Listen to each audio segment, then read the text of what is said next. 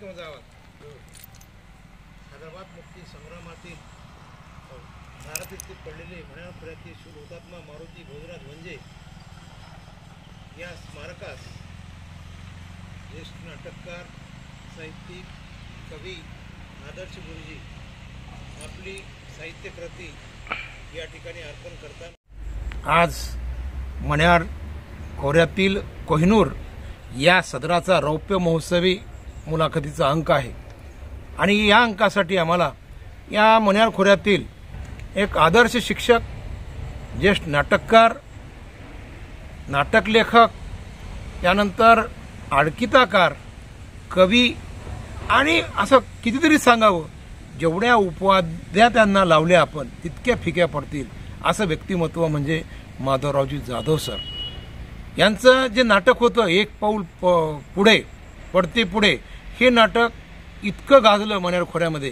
की आणखीन लोक आठवण करतात की हा अंक आणखीन आमच्या पुढे यावा। पण सध्याचं लॉकडाऊनचा लक्षात घेता त्यांचा तो आपल्या या मुलाखतीद्वारे आपण त्यांना विनंती करूया की बाबा तुमचा अंक किंवा तुमचं नाटक पुन्हा एकदा प्रेक्षकापुढे यावं, यासाठी आज या शांती गटाच्या सहस्त्रमुखी या महावीर स्तंभाच्या पुढं आणि मारुती भोजराज वंजे या शूर हुतात्म्यांच्या स्मारकाच्या साक्षीने आज या ठिकाणी आम्ही त्यांना संवाद साधणार आहोत। आणि आत्ताच त्यांनी जी आपली साहित्य जे काही कलाकृती आहे ती या स्मारकाला ती अर्पण केली। खरंच हा लेखक कवी मनाचा एकदम समाजप्रिय आणि एका परिस्थितीतून झगडत या परिस्थितीला आला। आज त्यांना उत्कृष्ट संगीतकार आणि नाटककार म्हणून त्यांना एक पुरस्कार नुकताच जाहीर झाला। हे औचित्य साधून आम्हाला वाटलं की बाबा माधवरावजी जाधव साहेबांना आम्ही बोलकं करावं, कारण माधवराव जाधव साहेबांची जी काही जडणघडण आहे ती जडणघडण नक्कीच आमच्या या सर्वांसाठी प्रेरणादायी आहे। आणि खरंच मण्याळ खोऱ्यातील हे कोहिनूर आहेत, या कोहिनूरशी आपण हितगुज करण्यासाठी आज माधवरावजी जाधव सर यांना आज भेटणार आहोत। नमस्कार जाधव सर। नमस्कार आदरणीय जाधव सर, आज तुम्हाला जो काही पुरस्कार संगीतकार आणि उत्कृष्ट दिग्दर्शक का नाटककार म्हणून मिळालेला आहे, तर हे आज यश मिळालेलं आहे, त्या यशामागे जी पार्श्वभूमी असते, जी भूतकाळ असतो, तो भूतकाळमध्ये तुमचं बालपण, तुमचं शिक्षण किंवा तुमची एकूण घरची परिस्थिती कशी होती? नमस्कार मित्रांनो, पहिल्यांदा मी आपल्या या चॅनलचं आभार मानतोय की माझ्यासारख्या तळागाळातील आणि मण्याळ खोऱ्यातील एका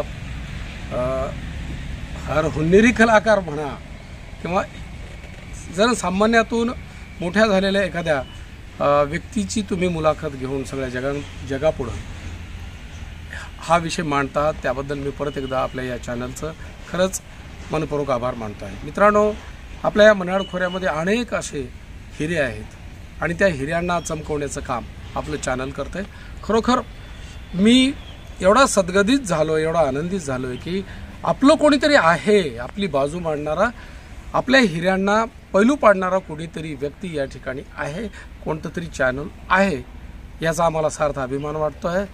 आणि आपण जो मला प्रश्न विचारलात की माझ्या घडण्यामध्ये, जडणघडणीमध्ये कोणता हिस्सा आहे, कोणता वाटा आहे, मित्रांनो, माझं मूळ गाव आहे कुरुळा आणि कुरुळा हे गाव अतिशय डोंगराळ प्रदेशामध्ये आहे, कारण मण्याळ खोरच हे डोंगराळ प्रदेशाचं हे खोर असल्यामुळं या डोंगराळ प्रदेशामध्ये वसलेल्या गावामध्ये माझा जन्म झाला।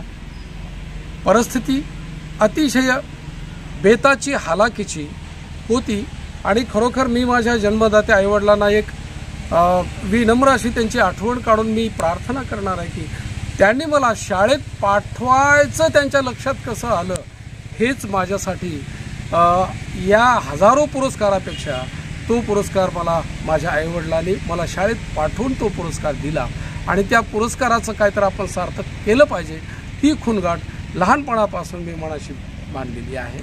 आणि म्हणूनच केंद्रीय प्राथमिक शाळा कुरुळा येथे माझा प्रवेश झाला। मित्रांनो, सांगताना मला अतिशय अभिमान वाटतोय।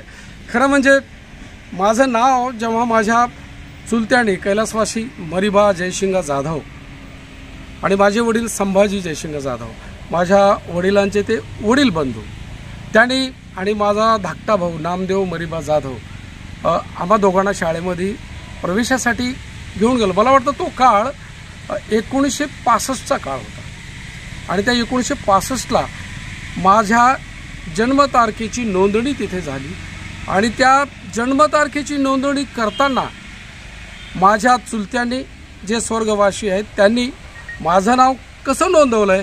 मला अभिमान वाटतो आहे की माझ्या तिथल्या 1965च्या जन्मतारखेच्या दाखल्यावर माधवराव संभाजी जाधव असं अजूनही कोरलेलं आहे. मला तेव्हापासूनच माझ्या चुलत्याने आणि तिथल्या शिक्षकांनी राव ही पदवी तेव्हाच दिली. तेव्हापासूनच मी भाग्यशाली आहे असं मला जाणीव झाली आणि त्या नावाला आपण सार्थ ठरवण्यासाठी मी प्रयत्नशील होतो. 7वीपर्यंत मी कुर्ला येथे शिकलो. केंद्रीय प्राथमिक शाळेमध्ये मी बोर्डामध्ये 2ऱ्या क्रमांकावर पास झालो. बोर्डात सेकंड आलो आणि त्यामुळे तिथे सोनवणे सर यांनी मला मार्गदर्शन केलं की सर, मी तेव्हा सर नव्हतो की माधव तू काही कर, पण तू कुर्ला सोडलं पाहिजे आणि जिल्ह्याला जाऊन शिक्षण तू घे. बाबासाहेबांसारखा माणूस परदेशामध्ये गेला, मोठा झाला, डॉक्टरेट बॅरिस्टर झाला, तो आदर्श आपल्या समोर आहे, तेव्हा तू कुर्ल्यामध्ये शिक्षण घेऊच नको. पण मित्रांनो, मला सांगताना सरांचा अभिमान वाटतो की त्यावेळेस मला 7वी पास झाल्यानंतर जेव्हा मला नांदेडला जायचो तेव्हा मला तिकिटासाठी पैसेसुद्धा नव्हते. अर्थात खूपच जवळपास 3.25 रुपये काहीतरी तिकीट असावं त्या काळामध्ये आणि मला तरी अर्ध तिकीट होतं, पण तेवढी ऐपत आमच्याजवळ नव्हती. मी सरांकडे माझी वेदना, व्यथा आणि माझा मानस मी त्यांच्यापुढे व्यक्त केला. सर, तुमचा शब्द मी खाली टाकत नाही, मी नांदेडला शिकायला जाणारच, पण माझा असा प्रॉब्लेम आहे. तेव्हा सरांनी त्या काळामध्ये मला वाटतं 1965 आणि त्याच्यामध्ये 7 वर्ष, मला वाटतं 72चा तो काळ आहे. 72ला प्रचंड दुष्काळाची अवस्था होती. त्या काळामध्ये सरांनी मला 50 रुपये काढून दिले त्यांच्या पगारीमधून, त्यांच्या खिशामधून आणि माझ्या पाठीवरून हात फिरवला की बाळा तू जा आणि नांदेडला शिक्षण घे. मी इथे चांगले मार्क्स मिळवल्यामुळे मला पीपल्स हायस्कूल नांदेड इथे ॲडमिशन मिळालं आणि कैलासवासी धनाजीरावजी घोडजकर यांच्या वसतिगृहामध्ये मला मोफत प्रवेश देण्यात आला. अशा प्रकारे माझ्या हायस्कूलच्या जीवनाची सुरुवात झाली. यानंतर तुम्ही जे काही तुमच्या सरांचं ऐकून कुर्ला गाव सोडलं आणि एका जिल्ह्याच्या ठिकाणी जाऊन तुम्ही तुमचं शिक्षण पूर्ण करण्यासाठी गेलात. तुम्हाला धनाजीराव घोडजकर साहेबांच्या हॉस्टेलमध्ये प्रवेश मिळाला विनामूल्य आणि तिथून इतकं खडतर जीवन जगत असताना मग तुम्ही या जीवनामध्ये या शिक्षणची पेशाकडे वळण्यासाठी तुम्हाला शिक्षक व्हावं वाटलं का? तुमच्या डोक्यामध्ये आणखी कोणती कल्पना होती की तुम्हाला आयुष्यात काय बनायचं होतं आणि काय तुम्ही ॲक्सिडेंटली इकडे आलात की तुम्हाला शिक्षक बनायचं होतं? तर आपल्याला सांगताना मला अभिमान वाटतो आहे. तसे माझे आईवडील काही शिकलेले नव्हते आणि त्यांच्यामुळं आपण पुढे काय बनायचं आहे या दिशा आम्हाला कधीच कळलेल्या नव्हत्या. पण आम्ही कधी दिशाहीन झालो नाही. आपण जगावेगळं काहीतरी नक्कीच केलं पाहिजे हा उद्देश आपल्या ओराशी बाळगून मी पीपल्स हायस्कूल नांदेड येथे मला प्रवेश मिळाला. अर्थात अ, ब, क, ड अशा 4 तिथे तुकड्या होत्या आणि माझा ड मध्ये प्रवेश झाला. ड मध्ये प्रवेश झाल्यानंतर तिथे आदरणीय देशमुख सर हे NCC मध्ये होते.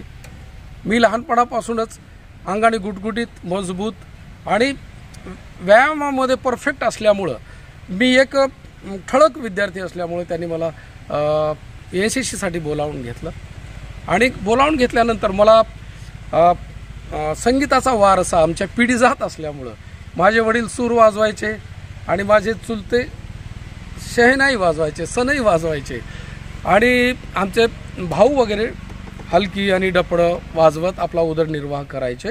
आणि तो जो संस्कार आमच्यावर होता, कळत न कळत रक्तामध्ये भिनलेला गुण होता की संगीताचा.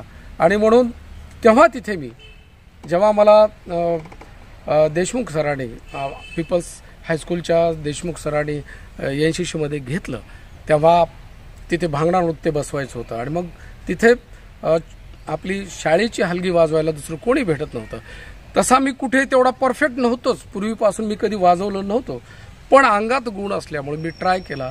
मी हातामध्ये काडी आणि टिपरू घेतलं आणि वाजवण्याचा प्रयत्न केला आणि सरांना असं वाटलं की हा माणूस हा आपला विद्यार्थी चांगलं वाजवू शकतो. त्याचं कारण असं आहे की NCC मध्ये जेव्हा आपण काम करतोय तेव्हा मुलांनीच जर वाजवलं तर त्याच्यामध्ये जास्त मार्क्स आपल्याला मिळतील असं सरांना वाटत होतं. आणि मग सरांनी माझ्याकडे तो एक भाग ठेवला आणि मी भांगडा नृत्य बसवून घेतलं पोरांकडनं. त्यांना मी संगीत देत होतो, त्यांना ताल देत होतो आणि अशा प्रकारे खुलताबाद येथे जेव्हा आमची शूटिंग झाली, अर्थात ती बंदुकीची शूटिंग झाली, तेव्हा तिथे मात्र आमचा हा पीपल्स हायस्कूलचा संघ जो आहे आमच्या NCCचा तो पहिला आला आणि त्यातल्या त्यात सांस्कृतिक कार्यक्रमामध्ये आणि माझ्या प्रयत्नामुळे आम्हाला तिथं पारितोषिक मिळालं. ही एक माझ्या जीवनाला कलाटणी देणारी प्रसंग घडला आणि तेव्हा मला असं वाटलं की नक्कीच आपण संगीत क्षेत्रामध्ये, साहित्य क्षेत्रामध्ये, इतर क्षेत्रामध्ये आपण काम करू शकतो आणि करायला पाहिजे. हा चंग मनाशी बांधला आणि मी कामाला लागलो आणि तेव्हापासून मी या संगीत क्षेत्रामध्ये रममान झालेलो होतो असं मला. परंतु जीवनात काय व्हायचं हा उद्देश मात्र आम्ही परफेक्ट कधी केलेला नव्हता. जे घडलो किंवा बिघडलो ते आम्ही आमच्या प्रयत्नामुळं, परिस्थितीला जसं आम्ही मात करत करत आम्ही हे घडत आलो. खरंच सर, तुम्ही जे काही तुमचा इतिहास सांगत आहात तो इतिहास खरंच या पिढीला प्रेरणादायी आहे. परिस्थिती नसताना तुम्ही जे काही शालेय जीवनापर्यंत जी काही जडणघडण झाली त्यानंतर आता उत्सुकता लागली आम्हाला ती महाविद्यालयीन जीवनाची. कारण महाविद्यालयामध्ये तुम्हाला पदवीचं शिक्षण घ्यायचं असतं. मग त्या पदवी शिक्षणापर्यंत तुम्ही जी काही शालेय जीवनाची जी काही तडप होती ती तडप कंटिन्यू राहिली का त्यामध्ये काही आणखीन बदल झाला हे आमच्या श्रोत्यांना थोडं तुम्ही मार्गदर्शन करा. हायस्कूल जीवनाचा हा प्रवास करत असताना मी 10वी पास झालो आणि 10वीमध्ये बऱ्यापैकी मार्क्स मिळाले आणि मला यशवंत कॉलेज, यशवंत महाविद्यालय नांदेड येथे सायन्समध्ये प्रवेश मिळाला. परंतु मित्रांनो 11वीचं वर्ष सायन्समध्ये काढलं आणि मला डिसेक्शन बॉक्स त्यावेळेस मिळाला नाही आणि मला पुस्तकं घ्यायला पैसे वेळेवर भेटले नाहीत. म्हणून मी सायन्स फॅकल्टी सोडून परत 12वीला आर्ट फॅकल्टीला आलो आणि ही माझी नाजूक परिस्थिती बघून आणि मला संगीताचा आमच्या यशवंत महाविद्यालयामध्ये संगीत विभाग अतिशय स्ट्रॉंग असा संगीत विभाग होता. गाण महर्षी अण्णासाहेब गुंजकर आणि त्यांचे चिरंजीव श्याम गुंजकर ज्यांना खूप अशी मोठी पदवी मिळालेली आहे त्यांच्या संगीत क्षेत्रामधली, असे हे महान गायक, शास्त्रीय संगीतकार, जाणकार, महाराष्ट्राला सुपरिचित असलेले श्याम गुंजकर सर हे सूरमणी या नावाने विभूषित होते. सूरमणी ही पदवी त्यांना मिळालेली होती आणि मग मी सहज आवड म्हणून संगीत विभागामध्ये यशवंत महाविद्यालयामध्ये 11वी 12वीला जात होतो आणि मी तिथे बसत होतो. मला पेटी वाजवायची, गाणे म्हणण्याची, काही रचना करण्याची मला पूर्वीपासून आवड होती आणि त्यामुळं तुम्हाला एक माझी गोष्ट राहून गेली. मी 10वीला असताना एक नाटक लिहिलं प्यार का प्यासा आणि त्याचं ट्रान्सलेशन प्रेमाचा भुकेला नावाचं केलं आणि गावामध्ये आम्ही ओपन थिएटरला ते सादर केलं सर्व आमच्या विद्यार्थ्यांनी आणि माझ्या सवंगड्यांनी मिळून. अतिशय तेव्हा मला वाटतं 1978चा तो काळ आहे. तेव्हा मी पहिलं माझं नाटक लिहिलं, माझं पुस्तक लिहिलं, प्यार का प्यासा हिंदीमध्ये लिहिलं आणि त्याचंच ट्रान्सलेशन मी मराठीमध्ये केलेलं होतं. अशा प्रकारे माझा हा प्रवास पुढे चालू झाला आणि हा प्रवास करत असताना पुढे मला आदरणीय गुंजकर सर भेटले, संगीत क्षेत्रातले सूरमणी. खरं म्हणजे माझी राहण्याची त्यावेळेस फक्त 80 रुपये आम्हाला स्टायपंड मिळायचं, स्कॉलरशिप मिळायची बाबासाहेबांच्या कृपेमुळं आणि तेही वेळेवर कधी मिळायची नाही, कधी मिळायची अशी अवस्था असताना मी सरांकडे व्यथा मांडली किंवा मला संगीत शिकायची आवड आहे, मला संगीत विषय कॉलेजला BA ला घ्यायचं आहे, पण सर मी इथे थांबू शकत नाही, मला राहण्याची व्यवस्था नाही. तेव्हा सरांनी मला जवळ घेतलं, पाठीवरून हात फिरवला आणि आदरणीय गुंजकर सरांनी आणि कैलासवासी गान महर्षी अण्णासाहेब गुंजकर सरांनी मला पोटच्या लेकरासारखं त्यांच्या घरी राहायला घेऊन गेले आणि मी त्यांच्यासोबत राहायला सुरू केलं आणि तिथे राहत होतो. राहत असताना तिथले प्रारंभीचे जे मुलं आहेत त्यांना शिकवण्याचं मी छोटं मोठं काम करण्यासाठी त्यांना मी मदत करायचो. अशा प्रकारे माझा हा संगीताचा प्रवास सुरू झाला. आणि मित्रांनो, मला सांगताना अभिमान वाटतोय की मी जेव्हा कॉलेजला शिक्षण घेत होतो तेव्हा माझे विषयच फार वेगवेगळ्या क्षेत्रातले मी मुद्दामच निवडलेलं होतं. कारण मला एका क्षेत्रामध्ये रममाण होणे कधी आवडलेच नाही, कधी जमलेच नाही. आता तुम्हाला मी सांगताना मला अभिमान वाटतो की माझा इकॉनॉमिक्स हा विषय होता, दुसरं इंग्रजी विषय होता स्पेशल, आणि तिसरं इंडियन क्लासिकल म्युझिक, हे 3 विषय, आणि सेकंड लँग्वेज हिंदी आणि आम्हाला कंपल्सरी असलेली मराठी. अशा प्रकारे कंपल्सरी इंग्रजी, ऑप्शनल इंग्रजी, संगीत हा इंडियन क्लासिकल म्युझिक, भारतीय शास्त्रीय संगीत आणि इकॉनॉमिक्स या 3 विषयाचा कुणाचा मेळ नसणारे विषय मी जाणीवपूर्वक निवडले. आणि मित्रांनो, सांगताना मला अभिमान वाटतो की मी त्याच्यामध्ये यशस्वी झालो आहे. माझं अर्थशास्त्रसुद्धा मजबूत आहे, माझं संगीतसुद्धा मजबूत आहे. पुढे आपण याची उकल करणारच आहोत. आणि इंग्रजीचा एक शिक्षक आणि पुढे एक प्राचार्य म्हणून मी इंग्रजी विषयावर अधिराज्य गाजवून मी सेवानिवृत्त पुढे झालोय. याविषयी मला अभिमान वाटतोय. खरं मी 3 माझ्या विषयांना मी चांगल्या प्रकारे न्याय दिलेला आहे. या ठिकाणी आज अष्टपैलू जे व्यक्तिमत्व आहे ह्या मनेरकरतीत खरंच कोहिनूर आहे. कारण प्रत्येकाच्या मनामध्ये असतं की नोकरी लागल्याशिवाय छोकरी मिळत नाही. पण जाधव सर थोडं विनोदी स्वभावाचे आहेत, म्हणून मला एक त्यांची गिरकी घ्या वाटली की सर, तुम्हाला आधी नोकरी हवी की छोकरी, तर तुम्ही कोणता पर्याय निवडलात हे आमच्या श्रोत्यांना सांगा. सर, आपला जीवा काळजाचा जो प्रश्न आहे तो ऐकून खरोखरच मी रोमांचित झालेलो आहे. कारण ते वयच मोठं वेळ असतं. नोकरी असो का नसो, पण छोकरी असायला हवी अशा प्रत्येक तरुणांचं आधी स्वप्नच असतं. आणि तेव्हा मी नुकताच BA झालेलो होतो. 1984ची गोष्ट आहे ती. 1984ला मी BA होऊन जेव्हा घरी गेलो, आता BAला विषय अतिशय महत्त्वाचेच होते. BA इंग्रजी झालो, BA म्युझिक झालो आणि BA इकॉनॉमिक्स झालो.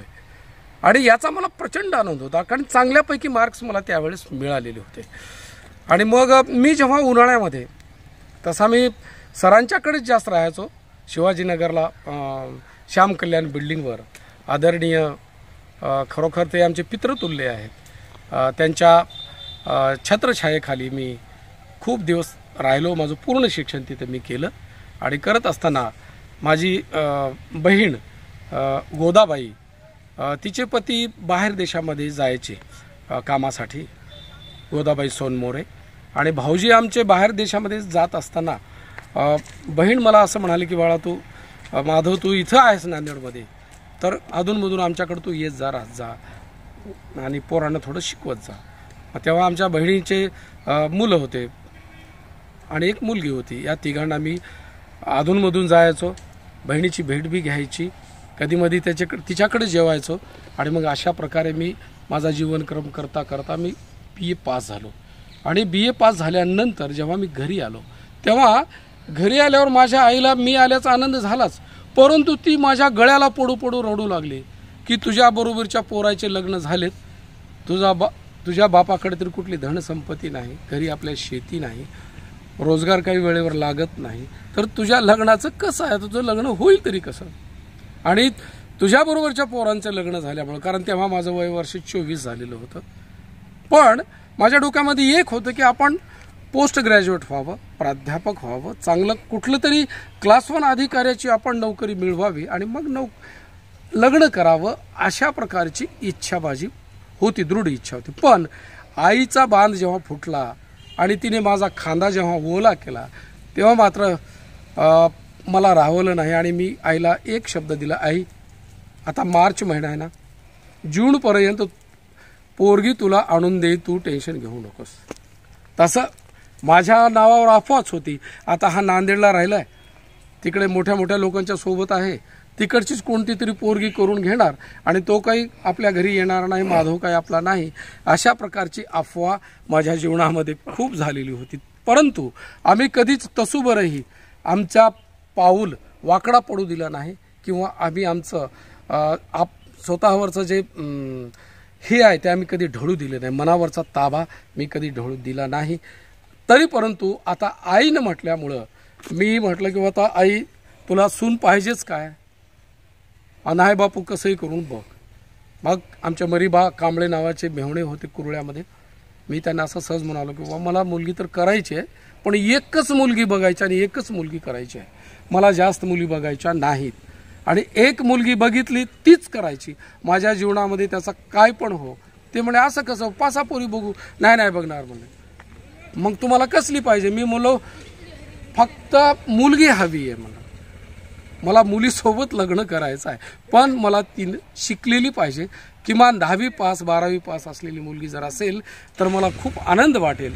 मी असं आमच्या भाऊजीकडे, मरीबा भाऊजी कांबळेकडे माझी व्यथा मांडली, माझा विचार मांडला. मग ते म्हणले चला खंदारमध्ये विठ्ठल मामाची एक मुलगी आहे, तिने 12वी पास की 11वी पास आहे, चला बघून घ्या. त्याच वेळेस 1988ला माझा बाबासाहेबांवरचा भाव पाकळ्या भीमगीत संग्रह प्रकाशित झालेला होता. भीमगीत संग्रह मी का काढला? मी कुरुळ्यामध्ये जेव्हा भीमगीताच्या पार्टीमध्ये जाऊन बसायचो कधीमध्ये, कारण आवड असल्यामुळं, तेव्हा ते पार्टीमधले जे काही लोक होते त्यांनी मला त्या पार्टीतून बाहेर हाकलून दिले. विकत पेटी घे आणि वाजवायला शिक, अशा प्रकारे माझा तिथं अपमान करून मला त्यांनी वापस पाठवून दिलं. तेव्हा मी 11वी 12वीलाच असताना यशवंत महाविद्यालयामध्ये आमचे अशोक नाईक नावाचा मला एक मित्र भेटला. अर्थात आज तो नाही आहे माझ्यामध्ये, म्हणजे आपल्यामध्ये नाही आहे. आकस्मिक त्याचं निधन झालं. ही फार वाईट गोष्ट झाली आमच्यासाठी. त्या सगळ्यांच्या मार्फत आमचा एक संगीताचा जथ्था मी तयार केला आणि कुरुळ्यामध्ये ज्यांनी मला भजन पार्टीतून हाकलून लावलं होतं त्याच पार्टीला बाबासाहेबांचे गाणे लिहून मला बाबासाहेबांच्या कृपेने जे स्टायपंड मिळालेलं होतं ते स्टायपंड मी माझं पुस्तक काढण्यासाठी दिलं आणि पुस्तक भाव पाकळ्या भीमगीत संग्रहामधली गाणे गाऊन माझ्या गावातील पार्टीला मी हरवलो. अशा प्रकारे मला एक आनंद आहे की मी बाबासाहेबांच्या ऋणामधून मुक्त झालो तिथे. कारण जात ही अशी गोष्ट आहे ती कधी जातच नाही. मग ती मागासवर्गीयांमधली जात असो की उच्चवर्णीयामधली जात असो, तिथे सुद्धा मला हा प्रत्यय आला की जात ही किती कडवट असते. आणि अशा प्रकारे हे सर्व जीवनाचा प्रवास करत असताना माईचा इकडे तो शब्द की बापू कसंही करून तू लग्न करून घ्यायचं बघ, आमच्याजवळ तर काही नाही. आणि तो विषय आम्ही मरीबा भाऊजीजवळ दिल्यामुळं मग आम्ही मुलगी बघायला आलो. मग मुलगी आमची मिसेस आत्ता सौभाग्यवती माझी दारामध्ये बसली होती आणि दारामध्ये ती पाकडीत बसली होती साध्या सुध्या. आणि मी मुलगी बघायला यायलो असं त्यांना निरोप देऊ नका असं मी त्यांना बोललो. जशी मुलगी असेल त्या परिस्थितीमध्ये मला बघायचं होतं. मग मुलगी ठीक आहे काळी सावळी होती, पण मी त्यांना म्हणालो, आमच्या भिवाजीराव कांबळे त्यांचे वडील बंधू, त्यांना असं म्हणालो की बाबा मला मुलगी तुमची, ते म्हणाले चला आमच्या मुलगी बघून घ्या तुम्ही. मी म्हणलो मुलगी बघण्यापेक्षा अगोदर मला तिचे सर्टिफिकेट दाखवा. मग तिचे सर्टिफिकेट बघितले, मार्क्स बरे होते आणि मग चांगले मार्क्स होते. 10वीला चांगले मार्क्स होते तिचे. मला वाटतं 60च्या पडून काहीतरी मार्क्स होते त्या काळात, कारण तेव्हा चिटिंगचा हा विषयच नव्हता. आणि ती 11वीला सुद्धा तिचे चांगले विषय होते.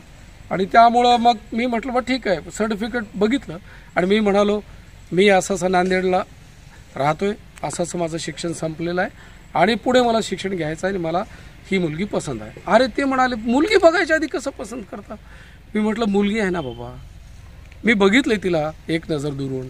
नाही चला जवळ चहा घ्या वगैरे. मग गेलो आम्ही आणि मग काळा चहा केला त्यांनी, बसलो आणि चहा घेतला. आणि मी म्हणलं एकच बघायची होती, एक बघितली आणि तिला आपण पसंत केलं आणि नोकरीच्या अगोदर आम्ही छोकरीच्या प्रेमात पडलो.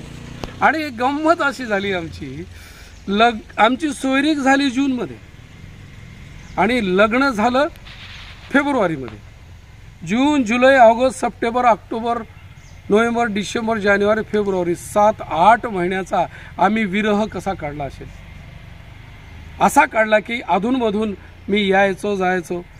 आणि कारण कुणीही आईवडिलांना असं वाटतं की बाबा एकदा पोरगं बघून गेलंय आणि पुन्हा आलंच नाही असं वाटू नये म्हणून मी आज अधूनमधून येत जात गेलो आणि अशा प्रकारे आमची लग्नाची तयारी झाली.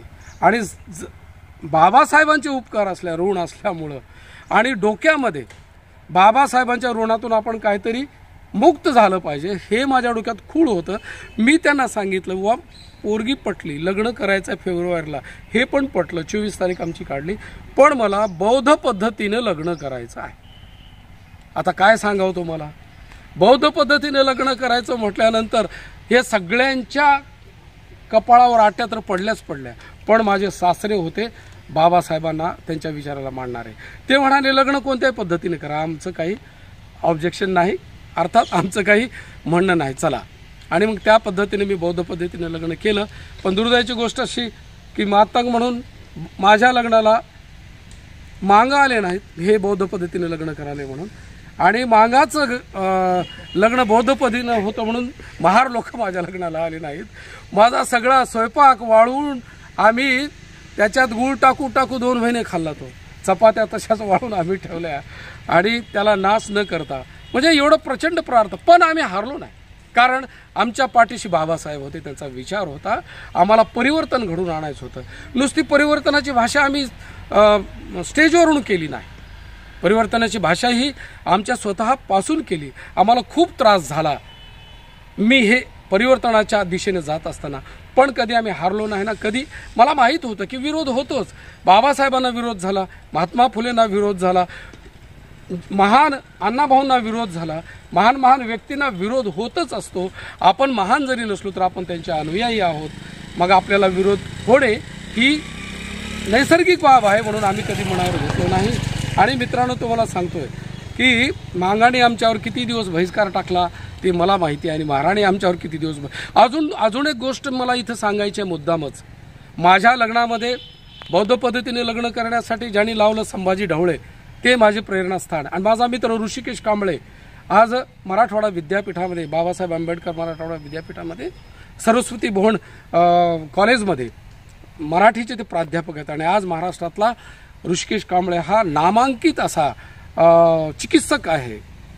आणि तो माझ्या लग्नाला तिथून आला होता. माधव, चल परिवर्तनवादी आपण झालंच पाहिजे. आणि अशा प्रकारे आमचं लग्न झालं. आणि त्या लग्नामध्ये आम्हाला पाणी भरायला मातंग समाजाला विहीर नव्हती, म्हणून मी बौद्धांच्या आडावर मी गेलो, माझे पोरं घेऊन गेलो. तेव्हा बौद्धांनी तिथं पाणी आम्हाला भरू दिलं नाही. समाज कल्याणचा तो आड होता. उद्या मी त्यांना सांगून आलो की उद्या आम्ही पाणी भरायला तिथे येणार आहोत. बाबासाहेबांनी आणि महात्मा फुलेंनी हौद खुला केला, बाबासाहेबांनी 14 तळे खुले केले. आम्हाला ह्या महाराजांच्या कब्जातला हा आड खुला करायचा आहे मागांसाठी, असं मी बोललो. आमचा ऋषी बोलला, तो तुम्हाला खरं सांगतो, रातोरात त्यांनी समाज कल्याणी बांधून टाकलेला जो दगड आहे तिथं त्या आडाला लावलेला त्यांनी रातोरात खोदून काढला आणि बांधून घेतला.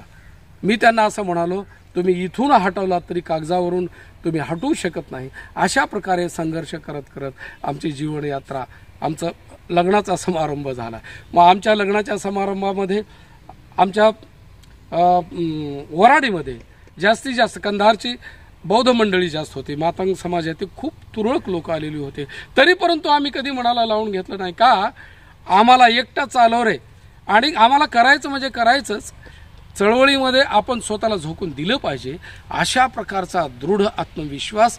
कारण बाबासाहेबांचा संघर्ष, अण्णाभाऊचा संघर्ष, क्रांतीवीर लहुजी साळवेंचा संघर्ष, महात्मा फुलेंचा संघर्ष, छत्रपती शिवरायाचा संघर्ष आमच्या रक्तात भिनलेला होता, भिनलेला आहे, म्हणून आम्हाला काही वाटलं नाही. अशा प्रकारे आमच्या लग्नात म्हणजे नोकरीच्या अगोदर छोकरी मिळवण्यासाठी संघर्षमय कहाणी आमची झाली. आपण खूप माझ्या जीवा काळजाचा प्रश्न विचारला, धन्यवाद. बघा, आपण यांना बोलकं केलं, पण सगळ्यात मोठा त्यांना आनंद झाला ते त्या छोकरीच्या प्रश्नावर. मग एकदाची यांना आईच्या आग्रहाखातर एकदाच पहिली एकच चॉईस केली, ही छोकरी त्यांना मिळाल्यानंतर मग नोकरी आणि यांना जे आवड असलेलं अंग जे आहे आपल्या साहित्याचं, मग त्यामध्ये त्यांचं आडकितं आहे, त्यानंतर नाटक आहे, त्यानंतर कविता आहेत, काही उत्खनन नावाचं एक पुस्तक आहे त्यांचं, देश राष्ट्रप्रेम आहे, बाबासाहेबावर आहेत, अण्णाभाऊवर आहेत, वस्तादजी लहुजी साळवे साहेबावर आहेत. या सगळ्याचा साहित्यामध्ये जो काही यांचा पगडा यांच्या लेखनामध्ये, तो पगडा नोकरी ही आणि या आडकित्यामध्ये त्यांनी कुणाकुणाला म्हणजे बंद केलं हे आपण त्यांच्याकडून जाणून घेणार आहोत. सर, आपण अतिशय छान आणि जीवा काळजाचा प्रश्न विचारलात.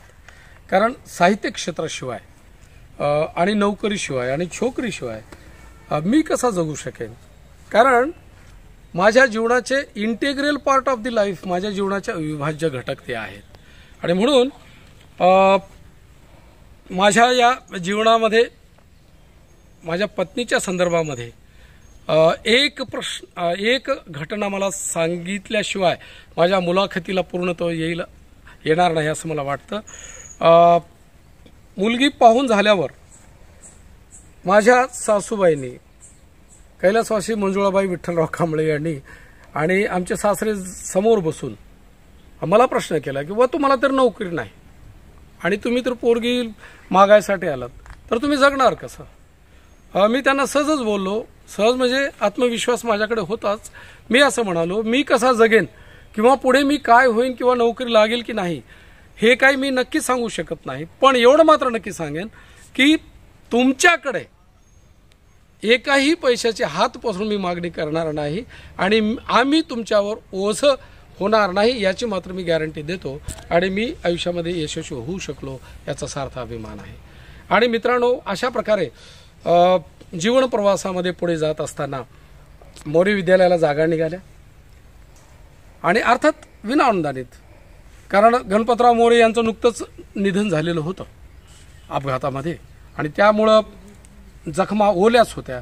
त्यांचं एक स्मारक असावं म्हणून गणपतराव मोरे विद्यालय नावाची संस्था, शाळा सुरू केली देवदासरावजी मोरे यांनी. अर्थात ती भारतीय सैनिक दलाच्या रजिस्ट्रेशनवरची ती शाळा. आणि मग त्यांनी 8वीचा वर्ग सुरू केला पहिल्यांदा सुरुवातीला. आणि मग त्या ठिकाणी त्यांना इंग्रजीचा शिक्षक हवा होता. ॲडव्हर्टाईज त्यांनी दिली आणि ॲडव्हर्टाईज दिल्यानंतर मी गेलो. माझ्याकडे 32 सर्टिफिकेट होते, काव्यलेखनाचे, वक्तृत्व स्पर्धेचे, अभिनयाचे, गीतलेखनाचे, त्याचबरोबर निबंधाचे, वेगवेगळ्या क्षेत्रातले मला 32 सर्टिफिकेट्स होते. बंच होता. इंग्रजी डिबेटिंगचे होते, मराठी डिबेटिंग होते, हिंदी डिबेटिंग होते. ह्या सगळे सर्टिफिकेटचा बंच घेऊन मी त्यांना दाखवला. तर त्यांनी माझा बंच बघितल्याबरोबर देवदासरावजी, ॲडव्होकेट कैलासवासी देवदासरावजी मोरे साहेबांनी मला माझी मुलाखत सुद्धा घेतली नाही. आणि मग एवढे जर सर्टिफिकेट तुम्हाला असतील आणि माझी तर शाळा विनाअनुदानित आहे म्हणून मग त्यांनी मला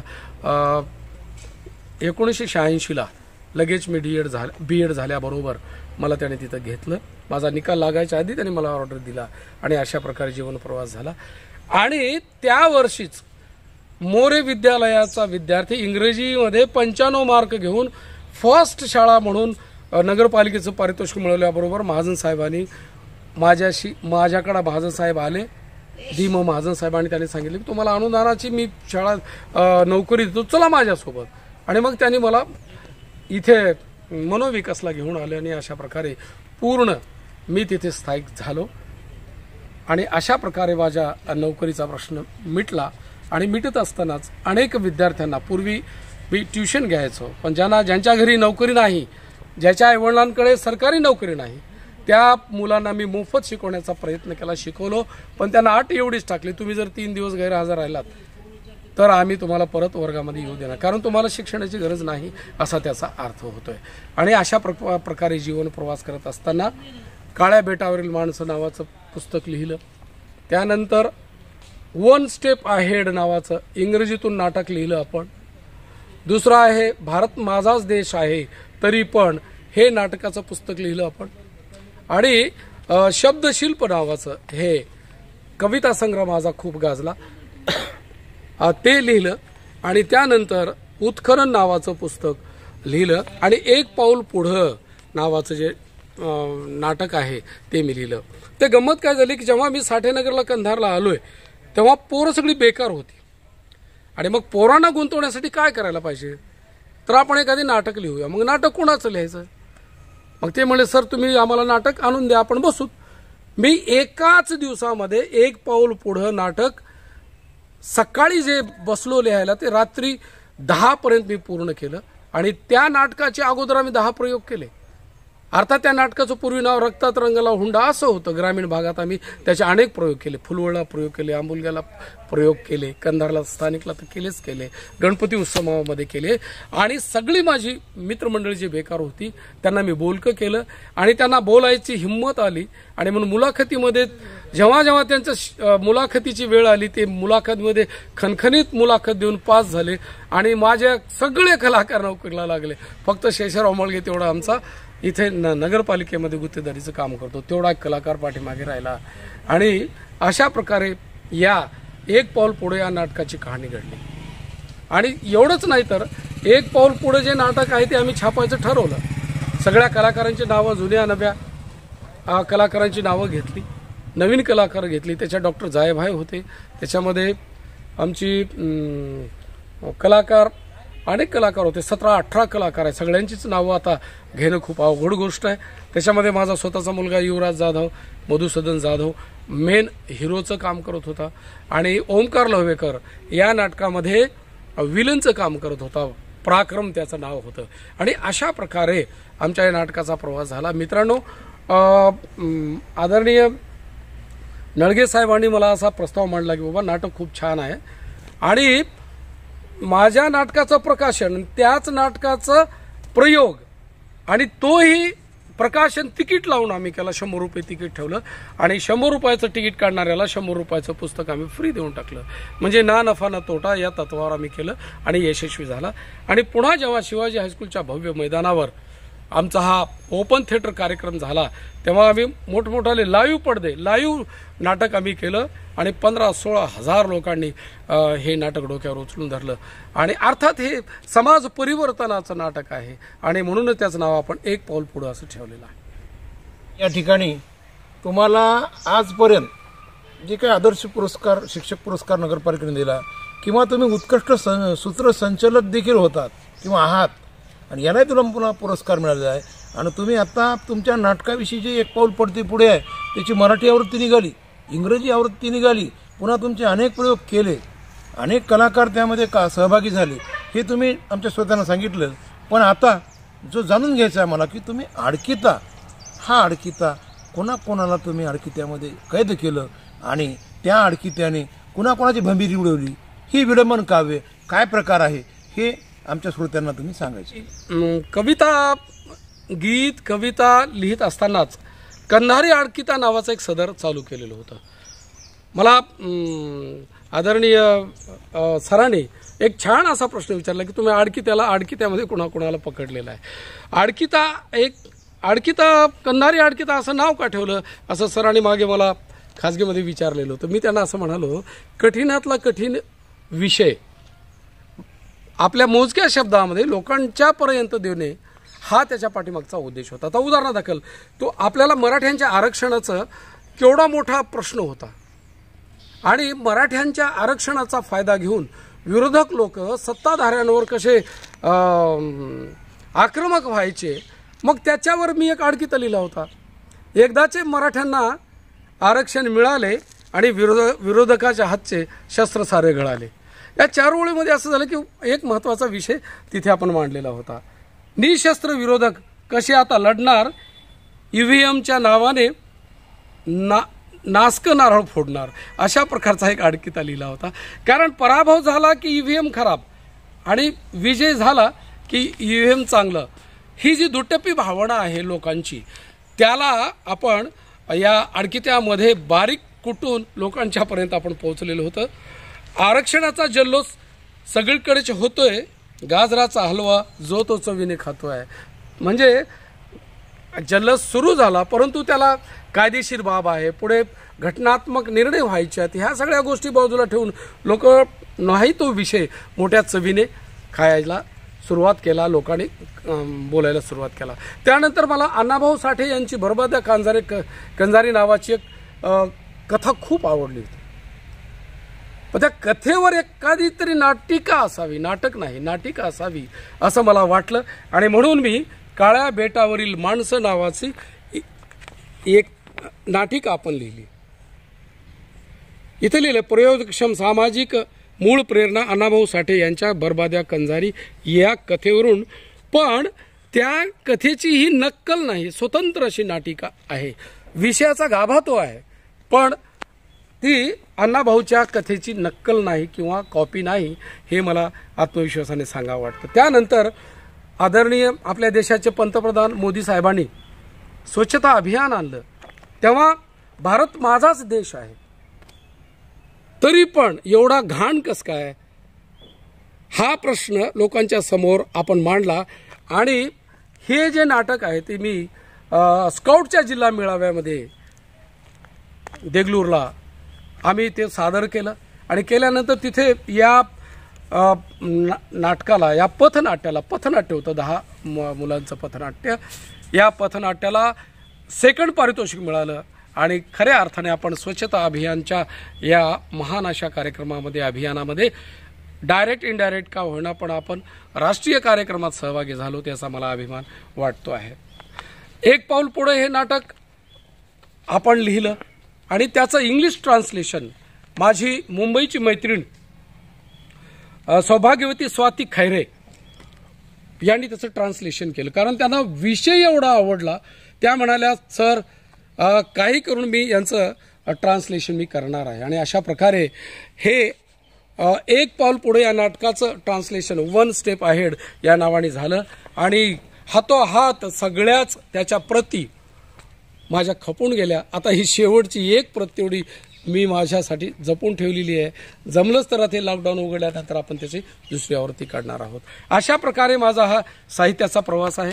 आणि मित्रांनो, मला सांगताना अभिमान वाटतो की उत्खनन नावाचा कविता संग्रह अतिशय गाजलेला कविता संग्रह माझा झाला आणि या कविता संग्रहामधली मला जी कविता आवडली ती मी तुमच्यासाठी मुद्दाम म्हणणारच आहे. तेव्हा कृपया आपण माझी ही कविता सर आपण सुद्धा अतिशय मन लावून ऐकायला अशी माझी इच्छा आहे. आणि मुजरा नावाची माझी कविता आहे, मला अतिशय भावलेली कविता आहे. ती कविता मी तुमच्यासाठी नक्कीच आपल्या चॅनलसाठी म्हणणारच आहे. काल रात्री शिवाजी राजे माझ्या स्वप्नामध्ये आले, जय भीम जय लहुजी म्हणत जागा हो म्हणाले.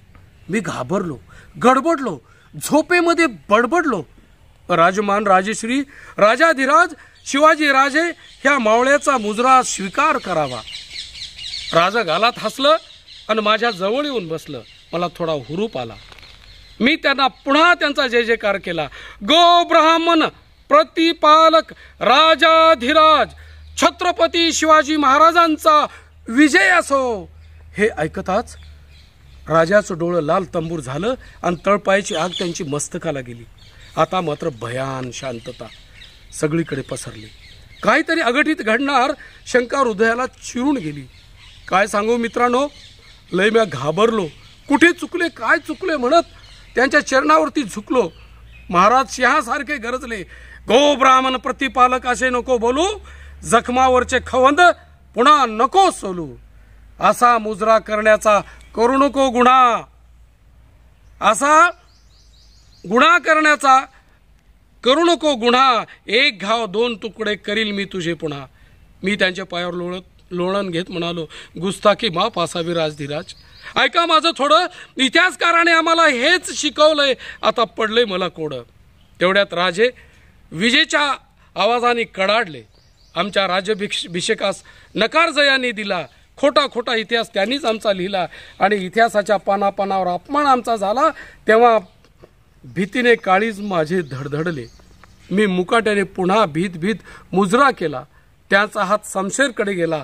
राजे पुन्हा गरजले, जय भीम जय लहुजी अभिमानाने म्हणत जा, नंतरच आम्हाला मानाचा मुजरा करत जा.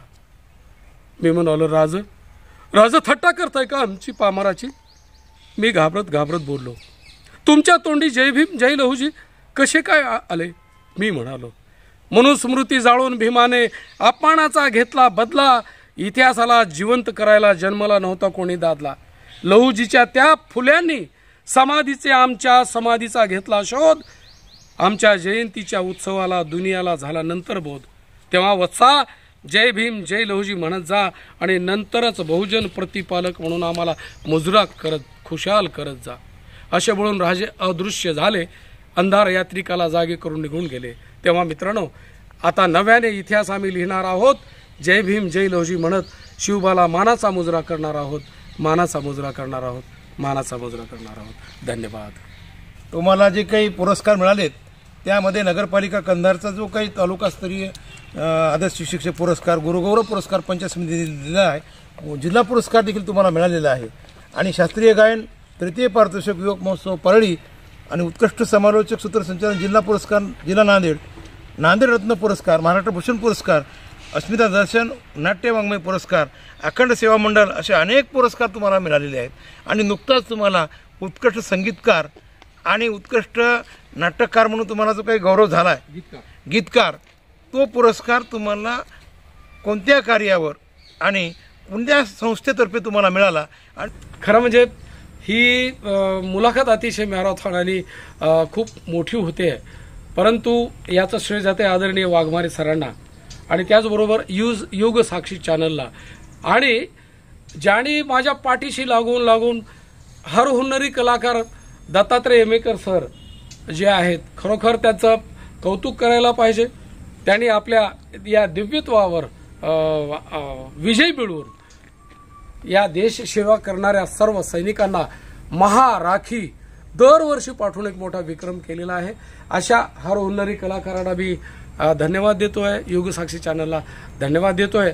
साहित्य हे आपल्या जीवनाचं प्रतिबिंब असतं आणि मी माझ्या जीवनाची जीवन जगण्याची जी दिशा आहे आणि दशा जी आहे ती अगोदर निश्चित केलेली आहे आणि ती माझ्या शब्दांमध्ये मी इथे शब्दबद्ध केलेली आहे. आणि म्हणून या मुलाखतीच्या शेवटी परत एकदा युग साक्षी चॅनलचं आणि आदरणीय येमेकर सरांचं मी आभार मानून माझ्या या मुलाखतीचा समारोप करतोय. अतिशय माझ्या जीवाभावाची ही कविता मी आपल्यासाठी म्हणणार आहे. यानंतर आपण माझा संगीताचा प्रवास काय आहे यावर सेपरेट स्वतंत्र असं आपण एक मुलाखत सादर करणारच आहोत. तसं वाघमारे सरांनी माझ्याकडनं शब्द घेतलेला आहे, मी त्यांना शब्द दिला आहे.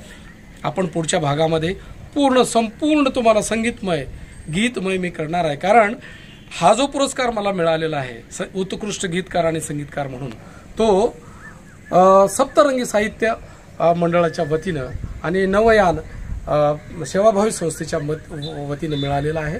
आणि तो पुरस्कार उद्याला 27 तारखेला मौजे गोनार येथे भव्य दिव्य अशा ग्रामीण साहित्य संमेलनामध्ये मला तो पुरस्कार प्रदान करण्यात येणार आहे. त्या ठिकाणी आपल्या नांदेड जिल्ह्याचे खासदार आदरणीय चिखलीकर साहेब त्या ठिकाणी प्रत्यक्ष उपस्थित राहणार आहेत.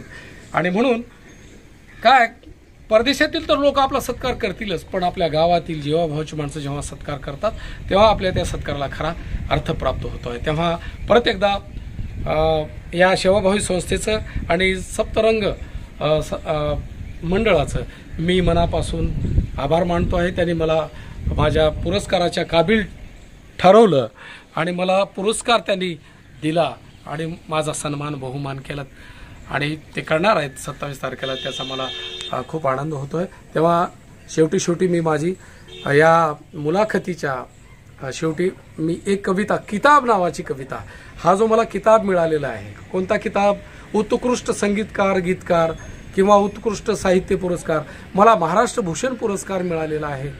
हे खूप असे पुरस्कार मला मिळालेले आहेत, परंतु आपल्या मातीतला हा जो पुरस्कार आहे तो इतर पुरस्कारापेक्षा मला खूप गोड वाटतोय, जीवा मला भावतो आहे. माझ्या काळजात रुतून बसलेला हा एक पुरस्कार आहे. आणि म्हणून तो जो किताब मला मिळतोय, का मिळतो ते माझी भूमिका मी याच्यातून मांडली आहे. जाळून देह सारा प्रकाश देत आलो, जाळून देह सारा प्रकाश देत आलो, दुसऱ्यास जाळून या प्रकाशित नाही झालो. खुद गर्ज नव्हतो कधी मी, कळपात चालताना आरशे बदनाम झाली मुखवटे निहाळताना. जगलो भिकारी जीने देश अभिमानासाठी, गद्दार नाहीच झालो श्रीमंत होण्यासाठी. सत्यास स्वीकारताना दोस्तानो नका लाजू, मी जगतो असेच सदा, मला वेड्यात नका मोजू. मी आहे तसाच आहे, ढळलो ना ध्येयात जपता, सावलीच ढळत गेली उन्हात खपता खपता. कर्तार्थ जीने जगता, जगण्यास अर्थ येतो, मरणांती माणसाला किताब बहाल होतो, किताब बहाल होतो. अशा प्रकारे आपण आपल्या आयुष्यामध्ये झिजलो आणि प्रामाणिकपणे कुठल्याही प्रसिद्धीच्या हव्यास न करता सतत लिखाण करत गेलो. आणि म्हणूनच गाडाभर पुस्तकाचं केलं या लिखाणं. जगामध्ये अण्णाभाऊ, जगामध्ये महान साहित्याचा अण्णाभाऊ, जगामध्ये महान अण्णाभाऊंचा तो आदर्श. अण्णाभाऊंनी जसं अष्टपैलू साहित्य लिहिलं, प्रत्येक क्षेत्रावरच लिहिलं, कथा लिहिली, कादंबऱ्या लिहिल्या, गीत लिहिले, पोवाडे लिहिले, तोच आदर्श वारसा आम्ही पुढे चालवत आहोत, चालवित राहू. परत आपलं प्रेम आपल्या सर्व रसिकाचं असंच आमच्या पाठीशी असावं, अशा प्रकारची आपल्याला प्रार्थना करतो. युगसाक्षी चॅनलच्या वतीनं आपल्या सर्वांना नवीन वर्षाच्या कोटी कोटी शुभेच्छा. आपल्याला येणारं जे वर्ष आहे ते अतिशय प्रगतीचं, प्रेमाचं, आरोग्यदायी आणि कोरोना मुक्त जावो अशा प्रकारची शुभकामना करतो आहे. आपण आनंदात राहा, मजेत आणि मस्तीत आपण जगत राहावं, कारण आपल्याला 200 वर्ष जगायचं नाहीये. आहे तो क्षण अतिशय आनंदाने जगा, बिनधास्त जगा आणि कार्यशील जगा, एवढंच आपल्याला अपेक्षा व्यक्त करतो आणि माझी मुलाखत इथं संपवतो. परत एकदा आपल्या सर्वांना मानाचा कोटी कोटी जय क्रांती, जय हिंद. श्रोते हो, हे होते मण्यार खोऱ्यातील कोहिनूर, की ज्यांनी हे जे पुस्तक एक पाऊल पुढे हे पुस्तक लिहून या कंधार नगरीमध्ये नव्हे, या मण्यार खोऱ्यामध्ये त्या एक 5-6 वर्षाखाली धुमाकूळ घातला होता.